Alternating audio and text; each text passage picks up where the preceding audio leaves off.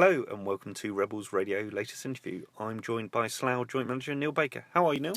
Very well, John. Yourself? Yeah, a busy old week. Another defeat Tuesday night, this time away at Leamington Town. 3-0. It sounds like one-way traffic. How was it for you? Obviously, disappointing result. There was lots of positives, if I'm brutally honest. I thought it was as well as we played for a while. We passed the ball around. We had enough chances. Could have defended the goals still better, but I do also feel that we were on the wrong end of a couple of decisions.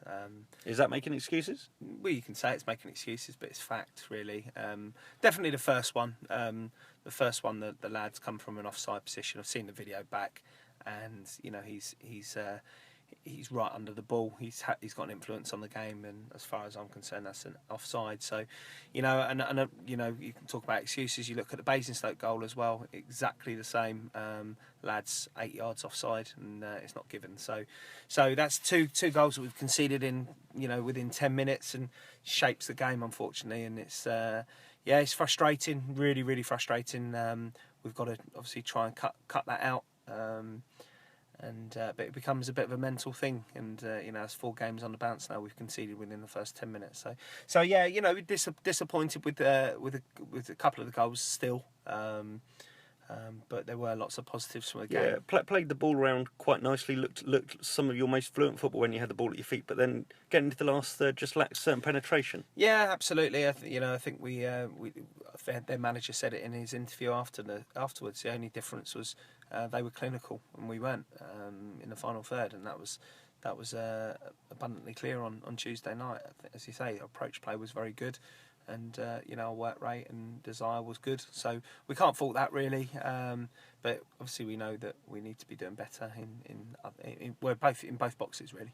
And so from the positives you took away, were there any particular performances that stood out? Obviously, again, different faces in the starting 11, a different back four partnership. Yeah, I mean, we have to have a look at we obviously brought Dan in.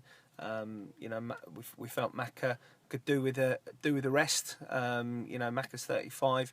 Playing Saturday Tuesday isn't necessarily always the best thing. So we thought we'd try Guy and Dan out. I thought they'd done well. I thought Ryan Hope did very well on his full debut. I thought he showed excellent work rate, and I thought his passing was good. He was a real positive. What about Putts playing out of position down the left? Well, funnily enough, we've had that conversation with him tonight. Putts is not out of position for him. Putts grew up his whole career pretty much playing on the left-hand side. It's only been the last 3 or 4 years that he's actually been a centre forward, and the way things have happened, he's ended up moving out to the left. I think when he was playing down the middle, he was maybe getting knocked off the ball a little bit too easy at times. We've obviously pushed him out to the left the last 2 or 3 games.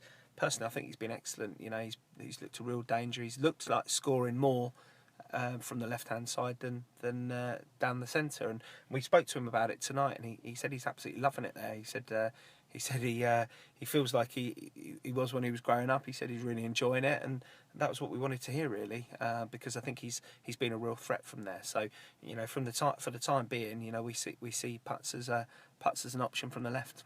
Okay, and in terms of the squad news, earlier in this week got rid of the 2 older faces in the squad and have been working on bringing some new faces in. What news have you got? Yeah, obviously Jay and Ben. We've obviously they've gone. Ben's retired. We had the conversation with Ben. He wasn't going to be playing lots, and he's having problems with injuries, and that was a fairly easy decision in terms of for both parties. But Ben's one of my best friends. He's been with me for 6-7 years. Whilst I've been managing and playing with him for 4 or 5 years before that. So very tough decision for myself and John personally. Jamie, Jay's an absolute top person. He's good around the changing room. He's been fantastic for Slough Town.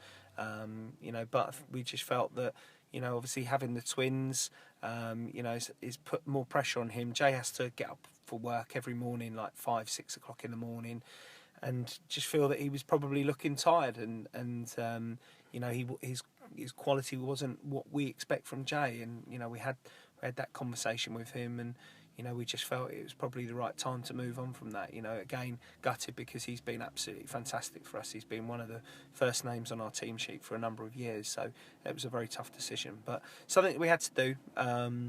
And it's something you have to do in management. Decisions aren't always the ones you want to do, and those two definitely weren't. And now you've taken some steps to freshen up the squad a bit. Yeah, so we've got 3 7-day approaches in, and after the weekend we'll be able to talk to those lads. So was there a 7-day approach that was due to finish early this week? It has.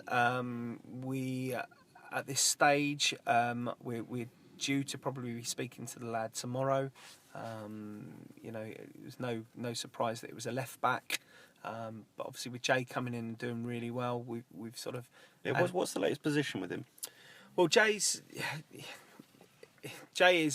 I guess a Hayes and Yedin player at the moment. We want him to be a Slough player.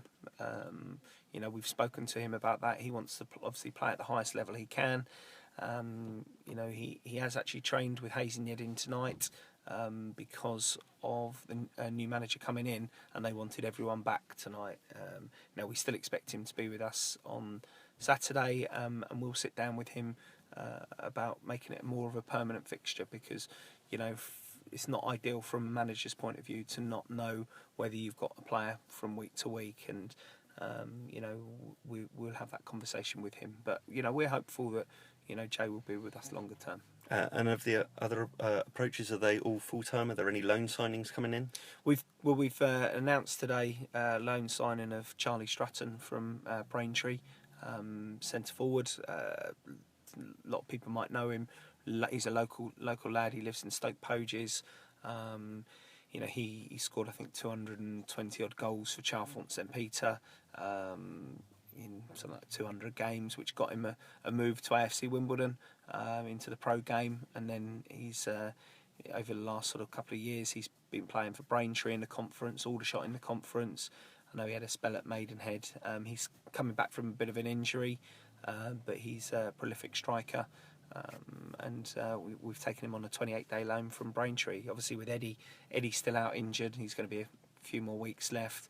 And with the decision to play Putts on the left-hand side, we needed to bring another striker in as well. So he's come in, and he'll come into the squad on Saturday.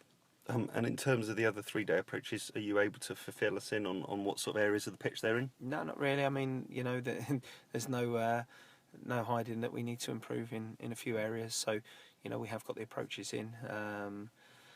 And we'll wait and see what comes of those. Okay, looking ahead to the weekend, Bideford struggling as well this season, although they've again strengthened their squad over recent times and had a close result against Poole the other night.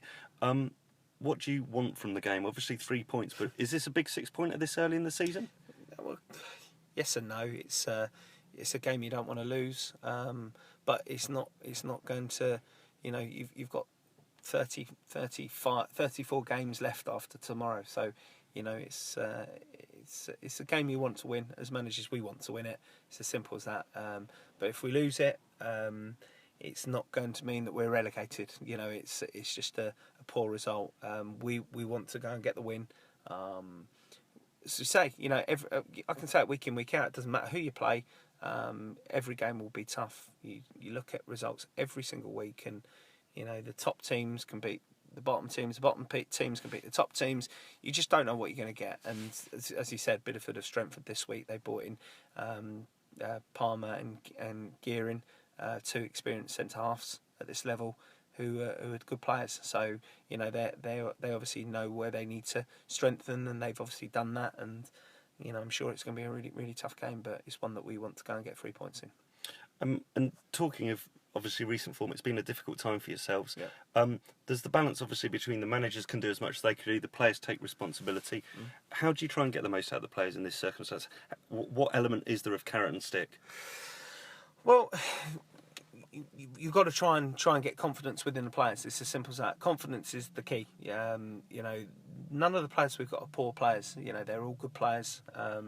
It's trying to get that confidence levels into them.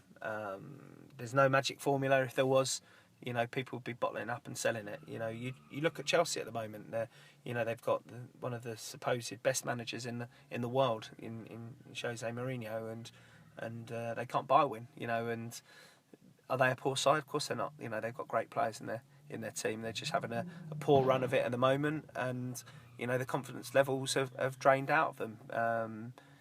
You know, they're some of the best players in the world, so it can happen to anyone. Unfortunately, we're going through that spell where things haven't been quite going for us. We've been conceding at poor times, and we've had a few decisions go against us and not taking chances. You know, football at the end of the day is about taking chances. You know, in the last 4 games, we could have scored 10, 12 goals, and we've scored 3.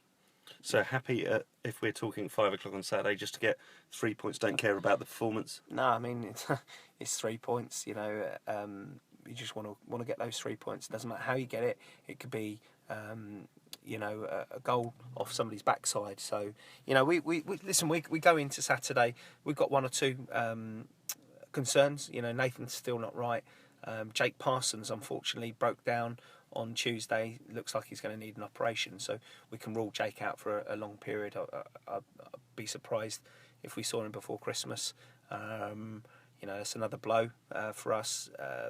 Warren unfortunately picked up an injury on Tuesday night with a toe injury. He looks like he's struggling, and then unfortunately tonight Scott Harris has pulled up in training. You know, unfortunately. Whether he's going to be fit or not, we're not 100% sure. So we're up against it a little bit, but you know we're doing all we can to make sure that we're as strong as we can be, and to try and get those 3 points. Excellent. Well, thank you very much for the update. Good luck on Saturday, and let's hope the Rebels end this losing streak. Cheers, John. Thanks.